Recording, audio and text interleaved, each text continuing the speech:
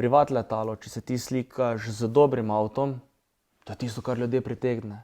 Zdaj mislim, mi smo zbrali 3 tone hrane za nekoga, ki je življenjsko potreben. Ne, to njih ne zanima. Ko sem prvič videla tvoje socialno omrežje, sem bila zelo presenečena za to, kako ti sploh organiziraš svoj čas, zato da vse lahko uspeš. Si bloger, si podjetnik, tudi delaš neke prostovoljno delo z otroci. Kakva je tvoja skrbnost? Prve vrste kruh si služim s podjetjem. To je moja prioriteta. Ves prosti čas potem namenim v dobrodelnost. Sem ponosen član Leo kluba Ptuj, kjer pomagamo socialno ogroženim. In pa Klovn, torej, kjer brezplačno nastopam za vse otroke in tudi sodelujem z zavodom za ljudmi, ki imajo Downov sindrom. Moje podjetje je Tomi Gomišek CNC Company. Ukvarjamo se s CNC stroji, kjer izdelujemo zobnike, reduktorje. Zadnjič sem videla, si bil nekje na faksu. Si predaval nekaj na fakulteti. Ne, v osnovni šoli. Pomanjkanje v bistvu kadra strojništva. Jaz se ukvarjam z strojništvom in želim najti neke mlade, potencialne ljudi, ki bi kasneje šli v to smer oziroma branžo, kjer bi jih mi izšolali, štipendirali, vendar vse manj je tega, vsi bi radi bili ali tiktokerji ali influencerji, nihče ne bi rad danes delal nekaj. In torej si probal dati navdih nekaj? Navdih, sploh za CNC operaterje, CNC programerje, ki nam v bistvu zelo primanjkujejo, ogromno gre tudi v tujino, ali pa jih sploh ni. Kako se ti sploh zgodilo, da si začel z otroci delati? Kakšen ti občutek tega daje, kakšen navdih mogoče? Ja, tako kot sem rekel, otroci so najbolj iskrena bitja. In takrat, ko sem začel z nastopi, imam stand-upe ob Abrahamu, grem na 40-letnice, ampak vseeno je najlepše delati z otroci, oni so tisti, ki te poslušajo, njih to zanima. Če jim boš pokazal 3-krat en čarovniški trik, vedno bo tisto navdušenje. Zato sem rekel, prioriteto dajem definitivno otrokom in zato tudi je tisto v prvi vrsti, kar delam za otroke in za njimi. Smo na Ptuju imeli žonglersko konvencijo pred leti in to me je navdušilo v osnovni šoli, ker sem začel žonglirati. Že od malih nog sem bil navajen, da so mi rekli, vse kaj ti Gomišek, tebi je vse dedek dal. Ampak niso vedeli, da sem jaz začel žonglirati samo zaradi tega, ker sem hotel sam nekaj narediti. Veste, talenta vam nihče ne more kupiti, volje vam nihče ne more kupiti. In jaz sem mogel 10-krat bolj se dokazovati, da sem prišel ven iz sence svoje družine, da me je sploh nekdo opazil. Čeprav so rekli, kaj pa njemu. Ampak nihče ni vedel, da tu bil 10-krat več vložen trud, da sem prišel ven, da sem pokukal iz tega zavetja, da so rekli, žongler je. Zato sem se potem tudi prijavil na te oddaje, kot je Slovenija ima talent, da sem mogoče bil viden, da sem bil slišan in da danes lahko to počnem, kar sem si že takrat kot otrok želel.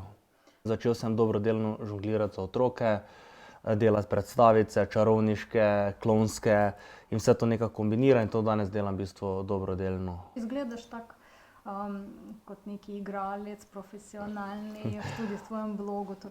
Moje otroške sanje so zmeraj bile, da bom nekoč filmski igralec in potem sem želel iti na AGRFT, torej na Akademijo za gledališče, radio, film in televizijo, ampak pri točkah me je zmanjkalo in nisem mogel iti na ta študij. Sem pa rekel, bom pa ostal v teh vodah, torej videospoti, potem kasneje, to zdaj novo sodobna medmreža, kot so TikTok. Sem rekel, bom še nekaj tu ustvarjal, ampak se pravim to samo zgolj za hobi. Dosti ljudi reče, saj si influencer, ampak ne, jaz se nimam za influencer, jaz to delam čisto za svoje veselje oziroma za svojo dušo. A kaj ti najbolj všeč, o čem snemati video? Neke parodije. Torej teme, ki so najbolj, bom rekel, vroče in potem to pokazati v neki smešni luči. Preveč ljudi jemljejo vse resno. Tako da najbolj v prvi vrsti mi je narediti neko, bom rekel, parodijo, ali gre to za video parodijo. Mene je vedno zanimalo, kako človek opazi, kak je njegov talent. Naprimer, zdaj vidim pri tebi, da imaš zelo dober glas, da imaš zelo kinogenični obraz, torej kamera te obožuje. Kako si to opazil, da bi želel biti igralcem, ker zdaj mi to vidimo? A kako si prej to začutil? Jaz sem se vedno šalil, da imam skriti talent, ampak je tako skrit, da ga niti sam ne najdem. In potem sem rekel, ok, zdaj če združim te moje, bom rekel, stand-upe pa žongliranje v videe, bi lahko nekaj iz tega naredil, kakšno dobro celoto. Zato sem v bistvu končal potem tukaj mešanica med videi in nastopi in na odru in pred kamero.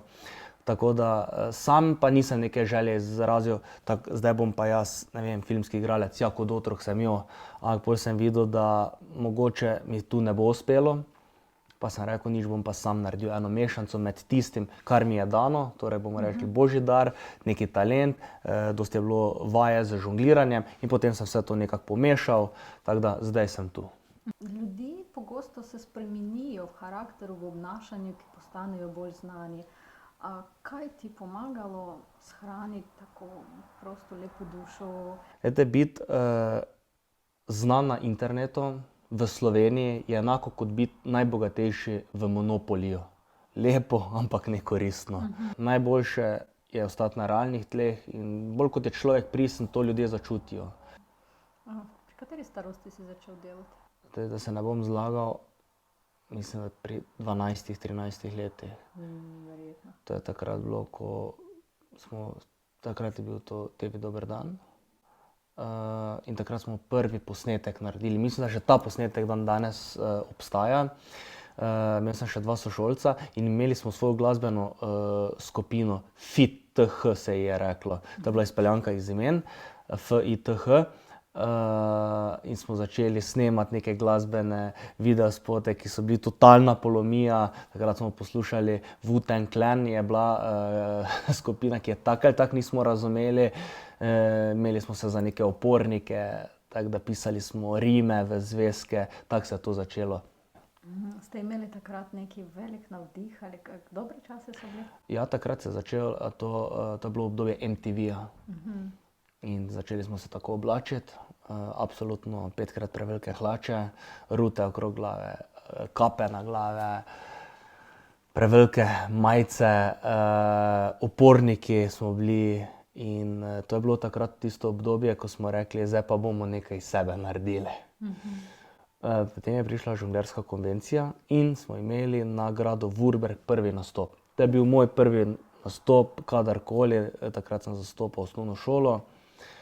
Niti še nisem znal s 3 keglji žonglirati, samo z 2 sem prišel. In od takrat naprej pa je začelo se to malo razvijati v tej smeri. Torej že od otroštva imaš tisto moč notri, da si sam, da vseeno greš naprej. Voljo in željo potem. Kaj pa pomaga? Največja sila v življenju je želja. Če si nekaj želimo, nam bo zagotovo uspelo. In pomembno je, da ne obupamo. Tako kot je enkrat nekdo rekel, vse, kar moramo v življenju narediti, je to, da poskusimo samo še enkrat. Na socialnih omrežjih imaš neki tak imidž, neki vtis, takega sanjskega moškega, dragi avto, najlepše punce, chill life, tako vse na easy. Ampak v življenju ti zelo veliko delaš, zelo dobro organiziran, sproščen človek. Kakšna je to taka razlika med medija in življenjem? Tako bom rekel, naj vas medmrežja ne zavedajo z mojim privatnim življenjem. To se je začelo vse takrat, ko smo naredili dobrodelno akcijo. Zbrali smo 3 tone hrane za ogrožene ljudi, oziroma ne zbrali, nabavili. In osebno tudi razvozili skupaj z Leo klubom Ptuj. To smo objavili na medmrežje in takrat je bilo, ne vem, 60 všečkov in 4 komentarje bravo. Če sem pa se jaz slikal v Ferrariju, to je bilo pa 400 komentarjev in dosti večji pump. Ljudem je samo pomembno to, da nimaš več kot imajo oni. Veste, če ima sosed kravo, ti pa nimaš, tako, ti je nimaš, ne rabiš tudi ti mleka, naj še njemu krava crkne, tako pravijo. In potem sem videl, ok, provokacije so večji boom na internetu. In če se ti slikaš v privat letalo, če se ti slikaš z dobrim avtom, to je tisto, kar ljudje pritegne. Si mislim, mi smo zbrali 3 tone hrane za nekoga, ki je življenjsko potreben. Ne, to njih ne zanima. Torej, to je čist tak pot, čist za medije, da bo več naročnikov, bolj popularen blog, sem prav razumela? Ja, ampak s tem sem si naredil ogromno slabega imena. Zaradi tega, ker nikoli pod nekim dobrim avtom ali pa lepo žensko ni lepih komentarjev. Si vedno bil dobri človek, ker vidim, kako veliko dobrodelnih stvari narediš. Torej, to je bilo od otroštva že, da imaš tako srce. Ja, mama mi je vedno rekla, Tomič, imaš več, kot potrebuješ, daj še ostalim. In to je tisto, kjer si jaz napolnim svoje baterije, kadar delamo dobra dela in vidimo te iskrene nasmeške. Veste, otroci, ki so najbolj iskreni, oni ti dajo tisto plačilo, ki te napolni, in oni so tisti razlog, zakaj še nisem obupal na tem svetu. Mislim, da zdaj si tako lepo povedal, da moram s tem končati. Zelo lepo. Super. Najlepša hvala še enkrat. Hvala za povabilo. Vseeno verjamem, da če se trudiš in vztrajaš pri tem, je dobro pot, da prideš do svojega želenega cilja.